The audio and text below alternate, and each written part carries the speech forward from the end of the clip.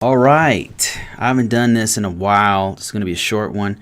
This is a podcast for ConvoCourses. Let's get right into this. I've got a lot of questions and everything. I've been really focusing hard on courses and stuff, so that's why I've not been doing regular lives. But let's get into this. I got some really good ones here. And I want to start off with one about going from the public sector, meaning the government, to the private sector, meaning like Google or Amazon or Northrop Grumman or Lockheed Martin or one of these other private contracting agencies. So somebody asked me, they said, "Hey Bruce, it's been a minute. I needed to catch up with all your videos and recent updates." They said they're asking me about security controls training and stuff.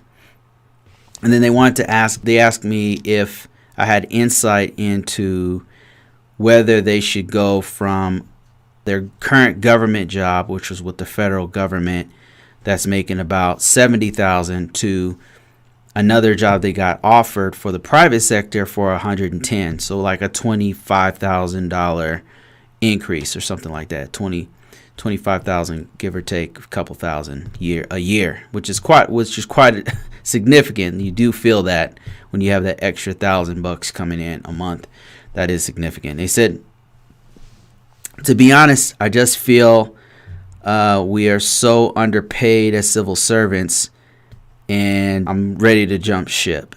This is good. This is a good company offering good benefits and even company stock. I will never see this type of pay in the civil servant arena, and it says, I want to know, I know it's a risk, but I also know that cybersecurity isn't going away anytime soon. So what do you think? What do I think?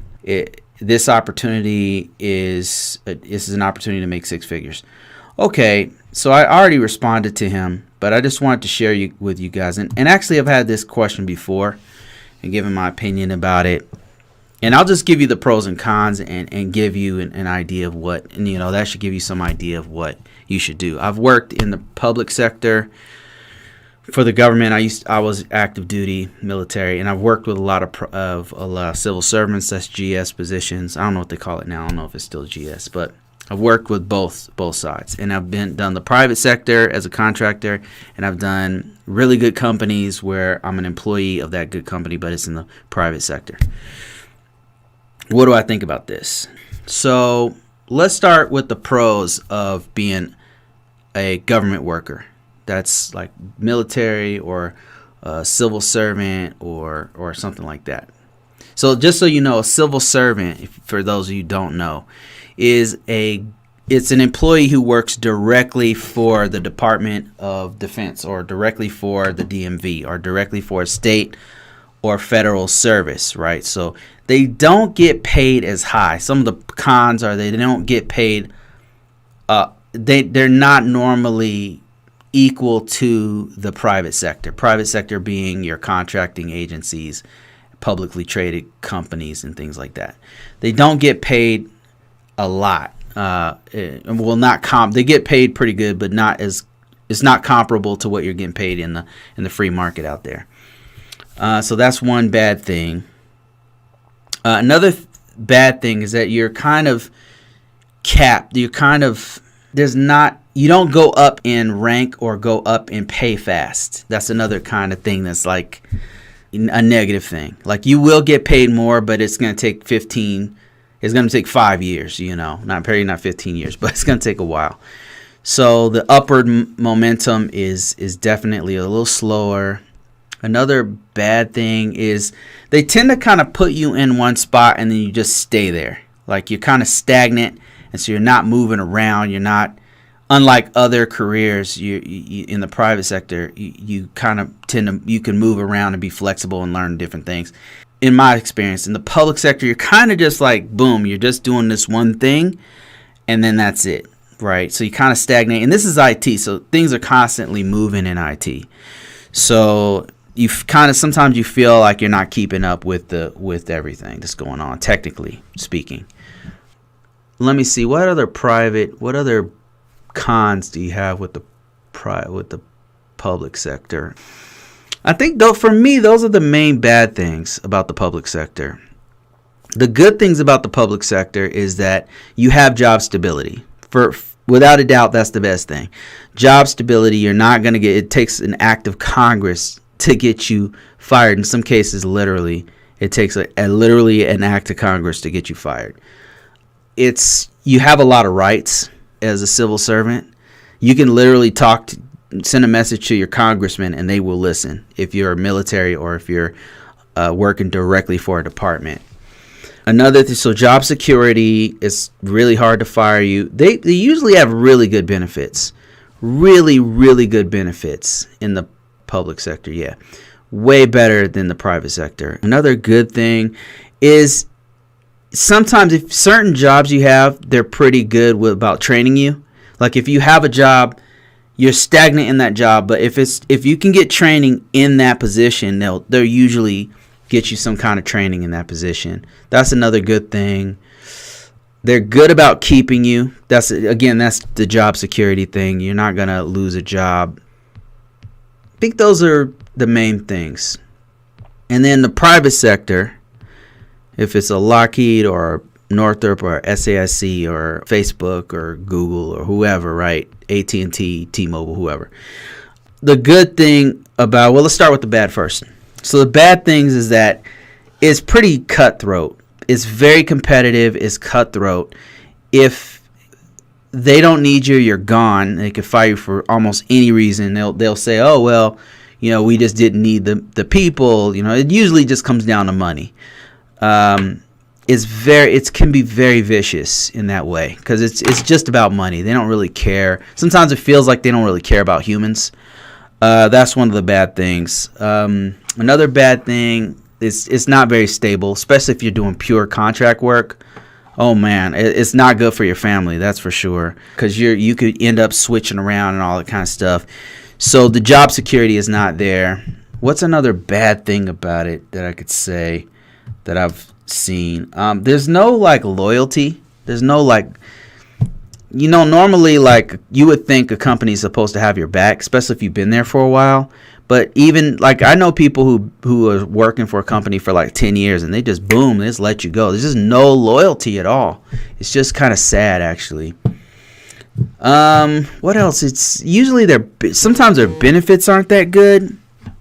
That's another thing that I found is kind of a negative thing about the private sector. Their benefits are kind of if you get with a really good company, the benefits can be very close to what you get as a civil servant or as a military person. But that's pretty rare, to be honest with you. What other negative things can I say about it? I guess it's a negative and a positive. It's very money driven. If they're not making revenue, everyone suffers. And it's just the less revenue they make and the less contracts they win, the more you can see the writing on the wall. Somebody's got to go. So that's another bad thing. Positive things. Pay. The pay is pretty good, especially in cybersecurity. The pay is excellent. Another good thing is if you're in a good field like cybersecurity, there's other fields too, but if you're in a good field like cybersecurity, normally, even if they let you go, you can get a job pretty quick somewhere else, right? The market's just constantly looking for new blood, new people. We definitely need more people. It's not a shortage, especially in cybersecurity. What else? What other things are positive about it? You have more options to especially if you're a technical person, there's going to be so many opportunities for you to grow technically speaking and to know more information. Sometimes it's just too much. They're constantly you're constantly having to learn new things because they're constantly evolving with the technology. That's definitely a positive thing. It can be hard to keep up with it, but it's positive because you're constantly on the bleeding edge of some new technology, and it gives you the option of kind of going into all these other branches of IT, which is kind of cool. I say those are the main things. So is it worth for the question of $70,000, in work for the federal government or the state government or whatever versus 110,000 working for a private sector. I could tell you what I did. It really depends on your situation. I would definitely factor in your things like your family, how much stability you want, what state you're in, and I would factor all those things in. If you, for location, if you happen to be in a place where there's just not that many IT jobs or not that many cybersecurity jobs, and you don't want to move, and you're in a GS position, I would just stay in that GS position because you're gonna have to move, to somewhere else.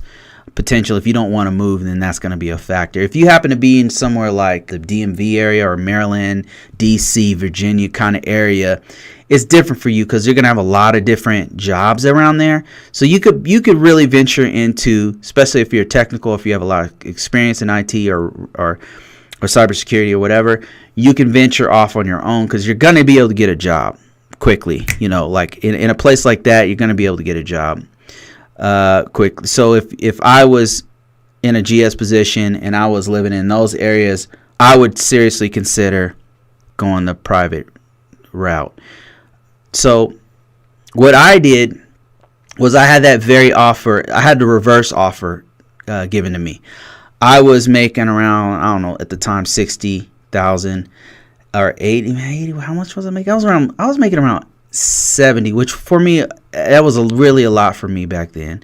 And I had a family and everything. I had a kid, and I was offered a GS position because all of our contracting positions were about to transition over to private, to the federal government. And they sat me down, they brought me in and said, hey Bruce, like, we have this new position, as you know, and in about a year we're going to have to transition all these positions over, and we want to keep all you guys, but it's the government's decided to make all these positions that you guys have into federal positions, like I was be a GS.